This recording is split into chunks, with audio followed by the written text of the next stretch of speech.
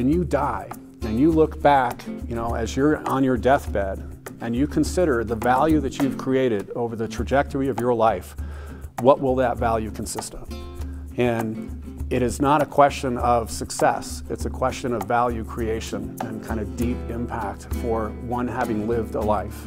And that really is what this conversation is about. And we can create all kinds of complexities around the execution, the definition, the term, the metrics. And at the end of the day, it's simply about how do you live your life to the fullest, and how do you do that without creating greater costs to the person next to you, or to the community next door, or to the country across the ocean from you. And this really is the phenomenal opportunity that I think the impact conversation has brought forward. Because it's not simply a question about how do you manage your assets. It's not just about how do you invest effectively. It's about how do you mobilize the total resources at your disposal in order to have had the greatest, deepest impact for your having lived a life. And that, to me, is just what it's all about. Yes, Wayne Selby. I'm chairman of Calvert Foundation, founding chair of Calvert Funds, Impact Assets, and been working this area of social venture capital, impact investing for over 20 years. So I'm Stephen DeBerry at Bronze Investments, and I'm an impact investor. My name is Georgette Wong, and I'm the CEO of Correlation Consulting and Take Action, the Impact Investing Summit. My name is Paul Polak. I'm the founder of Windhorse and Spring Health, and the founder of IDE and DREV. I'm William Shutkin, President and CEO of the Presidio Graduate School. I'm Kevin Jones. I'm the founder and convener of Social Capital Markets, the SOCAP conference. I'm Rick Mazer. I'm the chairman of RLG International. My name's Kathy Leonard, and I work with UBS Financial Services. Manuel Vigeres. I'm with Ilu Mexico, and we develop technology for solar applications and carry out rural electrification programs in Mexico to promote development through energy access. I'm Tim Freundlich. I'm with Impact Assets and also on the board of the Hub and SOCAP. My name is Rachel Fowler. I am the founder and creative director of Kyokje, and I live in Cambodia. Sure, I'm Ron Cordes, and I have a family foundation, the Cordes Foundation. My name is Stuart Davidson. I'm with Sonnen Capital, and we provide investors with competitive returns and impact. My name is Robert Fenwick-Smith. I'm the founder and managing director of Aravaipa Ventures here in Colorado. My name is Maxwell Drever. Our company is called Drever Capital Management. My name is Sheikh A. Toure. I'm the founder and chief executive officer of Liberation Chocolate. Megan Fielding with Microprice. Sure, my name is Bruce Campbell. I'm with the Campbell Law Group. I'm Praful Shah. I'm an angel investor, mainly social impact space. I'm David Smith. I am the founding publisher of Financial Advisor and Private Wealth magazines. So my name is Tyler Hartung with the Unreasonable Institute. Greg Berry, managing director and co-founder of Hub Boulder. I am David Levine, and I am the co-founder and CEO of the American Sustainable Business Council. Oh, sure. I'm Tom Costigan. I write the Global Impact Investor column for Dow Jones Market Watch and the Wall Street Journal Digital Network, and I'm a New York Times bestselling author. We work with women from backgrounds of trauma and abuse, and we teach them how to make fashionable, creative, and fun, eco-friendly clothing that we sell in Cambodia and abroad. Our niche is providing housing for workforce families. We feel it's a impact, socially responsible investment arena, and we're trying to do it in a major way.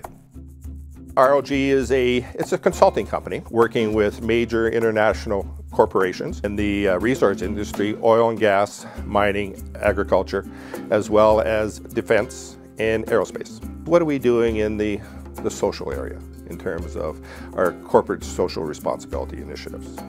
We wanted to take a next step and partner with an organization, and we selected IDE.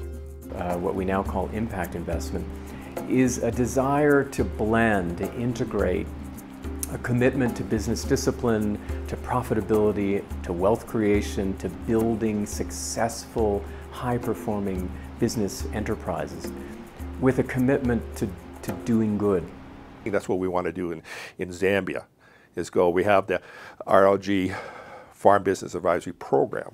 And the focus is on the individual, the farmer, and getting him through, say, you know, maybe we should try something different than what you've done in the past, because if you do these things in terms of irrigation or seeding or fertilizer, you can make additional profits for your family.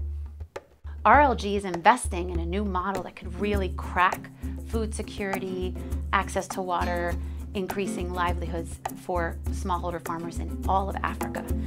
So our last gathering brought together 125 people representing for over 4.5 trillion in assets. So most of our folks, you know, come at least with 25 million overall that they're managing and are trying to figure out how to put it to work. Impact investing is an investment approach that seeks to track various levels of financial performance together with the generation of social and environmental impacts. Which is most important in the impact arena is you have to supply financial returns, strong financial returns. And if you do that, then you can address the second and third metrics of triple bottom line returns, and that's the socially responsible plus the environmentally responsible aspect, sustainable investments. The Social Investment Forum, SIF, the U.S. SIF, they do a biannual report, and they go and do a scan of what's going on in the social ESG impact world. And in their latest report, they are saying that these strategies stand at about a $3 trillion type of dollar amount. We've had a great crew. We've had folks from the White House, folks from the State Department, folks from the UN, and then we've had, you know, the president of the Gates Foundation, the president of the Rockefeller Foundation, of the Midyar Network that's put $500 million into this stuff. So I think we've been validated by the big dogs in a way that we haven't been before. I think they see SOCAP as a way to reach the people who want to move their money toward good. We really are becoming this market at the intersection of money and meaning that we wanted to be when we started. I've been involved in impact investing for a long time. I'm not even sure how to answer the question because there wasn't a field of either social entrepreneurship or impact investing when I began my work. Now we have over 11% of UBS's assets in SRI, ESG impact, and that's $241 billion. It's a huge dollar amount. Now that's internationally throughout the entire company, but that's real money. Because those are the folks that are going to, they're our inventors. They're the folks who have always driven the economy. They're the job creators.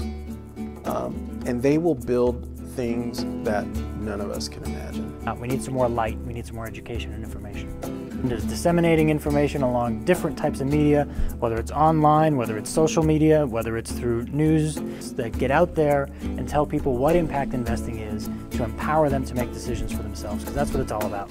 So the more projects like this that can be done, the better off the world's going to be.